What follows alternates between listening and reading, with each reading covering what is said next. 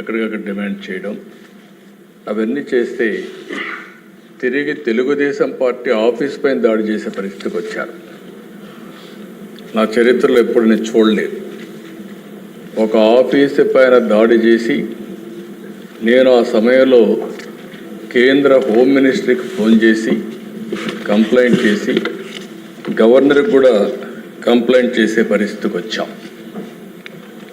అక్కడి నుంచి నేను ఆఫీస్కి వెళ్ళాను. ఇంత దుర్మార్గంగా నా జీవితంలో ఊహించలేదు. ఒక పార్టీ కార్యాలయం అనేది ప్రజలకు సేవ చేసే ఒక పవిత్ర దేవాలయం. అలాంటి ఆఫీసుల పైన ఓసారి చిన్న చిన్న ఆఫీసుల పైన కూడా దాడి చేయరు. ఎందుకంటే ఇది ఒక సెంటిమెంట్. ప్రజాస్వామ్యంలో పార్టీ ఆఫీసులన్నిటిపైన ఎప్పుడూ దాడి జరగలేదు. అలాంటి జరిగే పరిస్థితి వచ్చింది. అదే మరి సరే, మనం మాట్లాడుకుంటూనే ఉన్నాం. మీరు బాధితులు, నేను బాధితుడినే, ఇక్కడ అందరూ బాధితులే, ఒకరిని కాదు. నేను ఆ రోజు ఈరోజు కూడా చెప్తున్నా, నేను చాలా స్పష్టంగా ఉన్నా. రాజకీయ కక్షలతో నా జీవితంలో ఎప్పుడు నేను రాజకీయం చేయలేదు, ఇప్పుడు కూడా నేను చేయను. అదే సమయంలో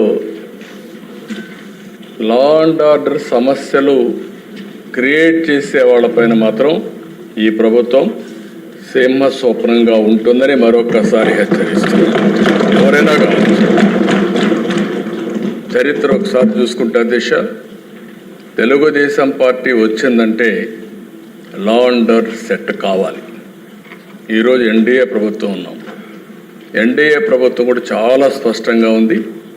ఎట్టి పరిస్థితుల్లో లా అండ్ ఆర్డర్ ఉపేక్షించాం, ఎవరు బ్రేక్ చేసినా. అందుకే ఈరోజు మీరు చూసినప్పుడు ప్రత్యేకంగా నేను ఎన్నికలప్పుడు కూడా చెప్పాను, నేను సమస్యల్ని జరిగే లా అండ్ ఆర్డర్ కంట్రోల్ చేయగలుగుతాను. కానీ కొంతమంది గంజాయికి అలవాటు పడి, డ్రగ్స్కి అలవాటు పడి అలాంటి వ్యక్తులు రాత్రి మారిపోతారంటే చాలా సమస్య ఉంటుంది. అడిక్షన్ అయిపోయి ఉంటారని చెప్పి చెప్పాను. అది ఇంకా కంటిన్యూ అయ్యే పరిస్థితి ఉంది. ఏదేమైనా దిశ గంజాయి పైన, డ్రగ్స్ పైన ఉక్కు పాదం మోపాం. ఈగలనే ప్రత్యేక వ్యవస్థ తీసుకొచ్చాం.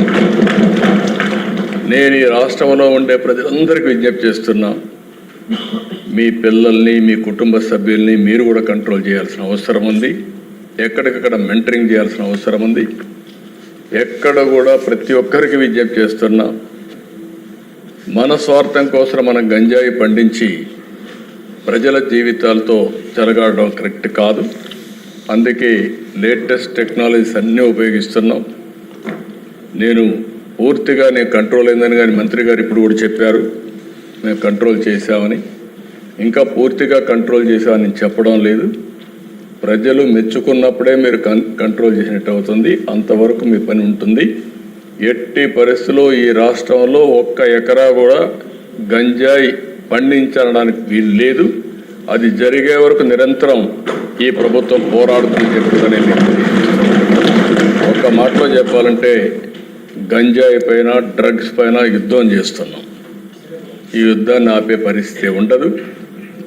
లేటెస్ట్ టెక్నాలజీస్ ఉపయోగిస్తాం, సెటిలైట్ ఉపయోగిస్తాం, డ్రోన్స్ ఉపయోగిస్తాం. ఇంకా ఎక్కడెక్కడ ఏజెన్సీస్ని పెట్టాలంటే అన్నీ కూడా పెడతాం. అవన్నీ పెట్టి పూర్తిగా బార్డర్లో కూడా మన రాష్ట్రానికి రాకుండా కూడా చెక్ చేసి యంత్రాంగాన్ని కూడా క్రియేట్ చేసుకుంటామని చెప్పి కూడా నేను మీకు తెలియజేస్తున్నా. ఎవరైతే గంజాయి పండించే అమాయకులు ఉన్నారో వారందరికీ ప్రత్యామ్నాయ ఉపాధి కల్పిస్తాం. వారిని కూడా రిక్వెస్ట్ చేస్తున్నాం, మీరు ఎక్కడ కూడా గంజాయి పండించద్దని కూడా వారందరికీ చెప్తున్నాను. రెండోది దిశ, ఈ విషయంలో నేను 5 సంవత్సరాలు గడిచిన ప్రభుత్వంలో చూశాను. ఒక్కసారి అసెంబ్లీలో చర్చించిన దాఖలాలు లేవు, ఒక్కసారి సమీక్ష చేసిన దాఖలాలు లేవు. ఏ ప్రభుత్వమైనా చిత్తశుద్ధితో ఉన్నప్పుడు రివ్యూ చేయడం కానీ, యాక్షన్ తీసుకోవడం కానీ జరిగితే కొంతవరకైనా కంట్రోల్ అవుతుంది. అవన్నీ చేయని పరిస్థితి వచ్చింది. అందుకని దిశ దీంట్లో రాజీ లేదు. రెండో విషయం కూడా నేను ఒకటే కోరుతున్నా, ఈరోజు సోషల్ మీడియా సోషల్ మీడియాను మనం చూస్తున్నాం. విచ్చలవిడితనం వచ్చింది. క్యారెక్టర్ అసాసినేషన్ జరిగే పరిస్థితి వస్తుంది. ఆడబిడ్డలు తలెత్తుకొని తిరగలేని పరిస్థితి వస్తూ ఉంది. ఇది మంచి సాంప్రదాయం కాదు. నాకు చాలా సంతోషం, అసెంబ్లీలో బూతులు లేవు. ఇప్పుడు అసెంబ్లీ అంతా కూడా సబ్జెక్ట్స్ పైన చర్చించే పరిస్థితికి వచ్చాం. ఆ 5 సంవత్సరాల అసెంబ్లీలో బూతులు మాట్లాడడం, బయటంతా భయంకరంగా ఉండడం, ప్రజాస్వామ్యం పూర్తిగా అపహాస్యం కాబడింది. అలాంటి అన్ని పోయే పరిస్థితికి వచ్చాయి. ఈరోజు మళ్ళీ రాష్ట్రంలో ఒకటే విజ్ఞప్తి చేస్తున్నాం. ఎవరైనా సరే ఆడబిడ్డల పైన అత్యాచారాలు చేసి తప్పించుకోవాలంటే ఈ ప్రభుత్వంలో వీలు కాదు. అదే చివరి రోజు అవుతుందని మరొకసారి హెచ్చరిస్తున్నాను. చాలా కఠినంగా చెప్తున్నా. ఇంకా కొంతమంది అక్కడక్కడ చూస్తున్నాను, ఆకతాయిలు ఉన్నారు, ఇష్టానుసారంగా ప్రవర్తిస్తున్నారు. వారందరికీ కూడా ఒక మెసేజ్ పోవాల్సిన అవసరం ఉంది. నేను ఒకప్పుడు ఒక మెసేజ్ ఇచ్చాను. ఈ రాష్ట్రంలో లా అండ్ ఆర్డర్ మెయింటైన్ చేయాలి. తీవ్రవాద సమస్య పరిష్కారం కావాలి. మత విద్వేషాలు లేని రాష్ట్రంగా మత సామరస్యాన్ని పెంచాలి. ముఠా నాయకులందరినీ ఒకటే మెసేజ్ ఇచ్చాను. తరతరాలుగా మీరు ముఠాలకు పాటుపడుతున్నారు. కుటుంబాలు లేకుండా పోయే పరిస్థితి వస్తూ ఉంది. ఇంక ఈ రాష్ట్రంలో జరగడానికి వీలు లేదని ఆ రోజు కూడా చాలా స్పష్టంగా కంట్రోల్ చేశాం. రౌడీలకు ఒక మెసేజ్ ఇచ్చాం. ఈ రాష్ట్రంలో రౌడీ అనేవాడు ఉండడానికి వీలు లేదు. ఈ రాష్ట్రం మీకు సహకరించదు. అలాంటి వాడు ఉంటే ఈ రాష్ట్రాల నుంచి పారిపోవడం బెటర్ అని చెప్పి కూడా హెచ్చరించా.